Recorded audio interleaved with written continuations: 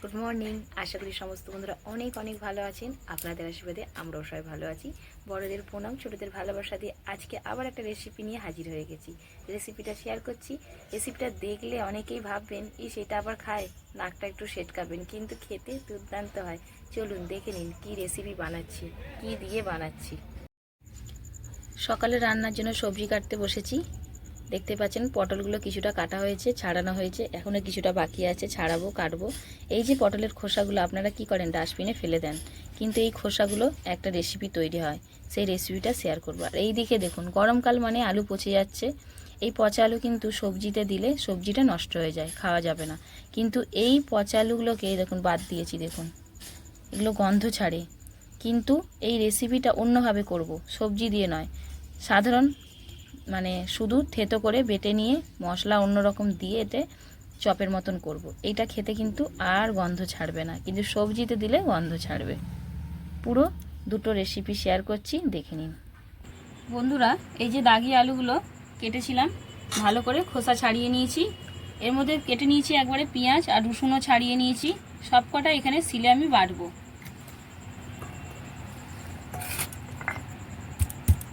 এরকম ধরে নিয়ে আলুটাকে থেতো করতে হবে। থেতো করে নিয়ে এই যে বেটে নিচ্ছি এবারে।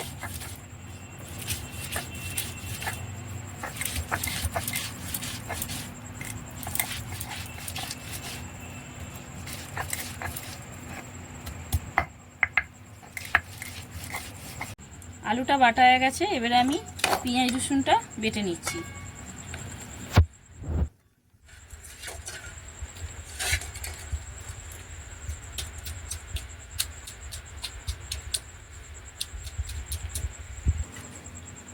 পেঁয়াজ রসুনের সঙ্গে 3টে শুকনো লঙ্কাও দিয়ে দিচ্ছি।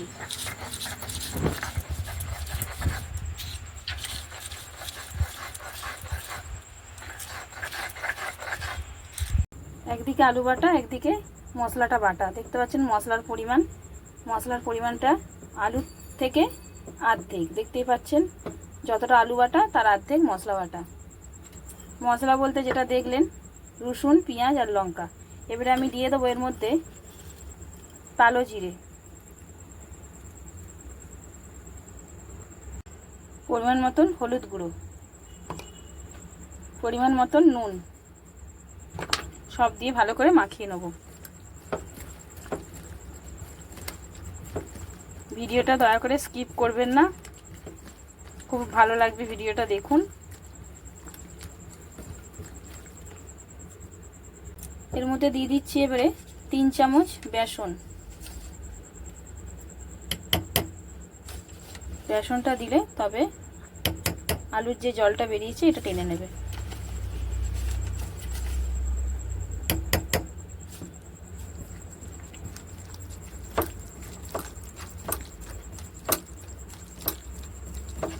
কতটা টাইট হয়ে গেল।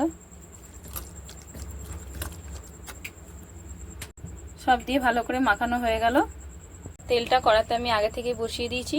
তেলটা তেতেছে কিনা দেখি, একটা দিয়ে তেতে গেছে ভালোই।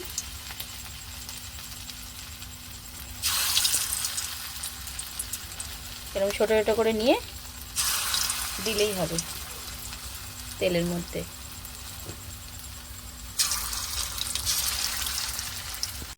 একদিকটা হয়ে গেছে, অপর দিকটা উল্টে দিচ্ছি।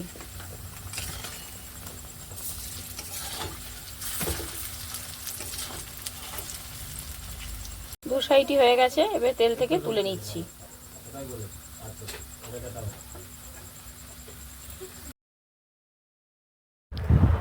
পরে আবার এভাবেই ভেজে নেব যেটুকুন বাকি আছে। তবে বন্ধুরা, অনেক বাড়িতেই কিন্তু এরকম গরমকালে আলু দাগ লেগে যায়, পচে যাচ্ছে। তবে বেশি পচাগুলো নয়, দেখবেন অল্প দাগ লেগে যায়, গন্ধ ছাড়ে, সেই আলুগুলো খেতে পারেন না তরকারি করলে। কিন্তু এইভাবে রেসিপি করবেন, খেতে পারবেন, খেতে খুব ভালো লাগে। আমার শাশুড়ি মাও এই রেসিপিটা করে, আমার মাও করে, ওনাদের থেকেই শিখেছি। আর দুর্দান্ত হয়, না ট্রাই করলে বুঝতে পারবেন না। বড়াগুলো তো কড়াতে ভাজা হচ্ছে, এদিকে পটলের খোসাগুলো ভালো করে ধুয়ে নিলাম, নিয়ে শিলে বেটে নেব।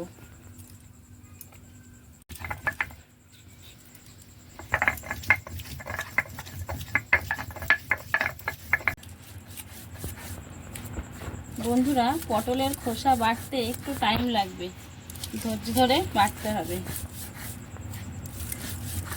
পটলের খোসাটা বাটা হয়ে গেছে, এবারে লঙ্কা আর রসুন বেটে নিচ্ছি।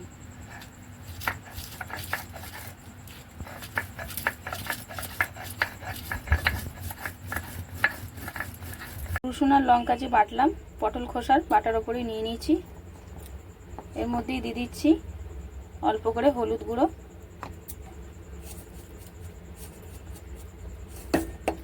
পরিমাণ মতন নুন। বড়া যে ভেজেছিলাম কড়াতে তেল ছিল, ওই তেলের মধ্যেই দিয়ে দিলাম শুকনো লঙ্কা আর কালো জিরে। যে কোনো বাটাবুটি খেতে গেলে কিন্তু তেলের পরিমাণ বেশি লাগে।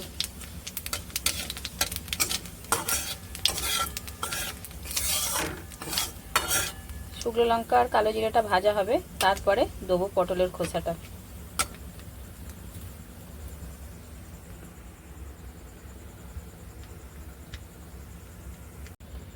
দেখতে পাচ্ছেন শুকনো লঙ্কা আর কালো জিরে ভালো করে ভাজা হয়ে গেছে। এবারে দিয়ে দিচ্ছি এই যে বাটাটা।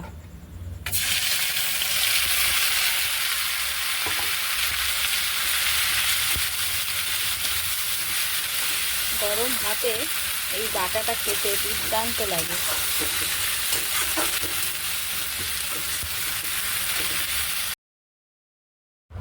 পটলের খোসা যখন ভাজবেন অবশ্যই গ্যাসটা মিডিয়াম করে দেবেন, আর অধৈর্য হলে হবে না, ভাজতে টাইম লাগবে, ধীরে ধীরে ভাজা হবে। আর এই পটলের খোসা রেসিপি করতে গিয়ে মাসির ছেলের কথা মনে পড়ে গেল। এই রেসিপিটা অনেক দিন আগে ওকে আমি খাইয়েছিলাম। যখনই দেখা হবে বলবে পটলের খোসা বাটা খাওয়াবি না, আজকে ওর কথা ওই জন্যই মনে পড়ে গেল। কতটা তেল কড়াতে দিয়েছিলাম দেখুন, আর এখন দেখুন সব তেল পুরো টেনে নিল। যে কোনো বাটা খেতে গেলে তেলের পরিমাণটা তো বেশি লাগবেই। আর এবারে দেখুন হয়ে আসছে, এই যে ঝুড়ো ঝুড়ো হয়ে ডেলার মতন হয়ে যাচ্ছে। এবারে সামান্য চিনি দিয়ে দিচ্ছি স্বাদ আসার জন্য। এটা আপনারা চাইলেও নাও দিতে পারেন, আমার ভালো লাগে তাই আমি একটু সামান্য চিনি দিলাম। ডেলা ডেলা হয়ে যাচ্ছে বোঝা যাচ্ছে যে হয়ে যাচ্ছে। এবারে নামিয়ে নেব।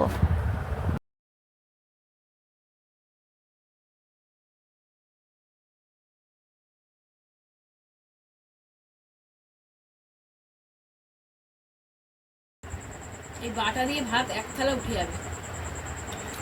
গরম গরম ভাত আর এই বাটা আর বড়া, দুর্দান্ত।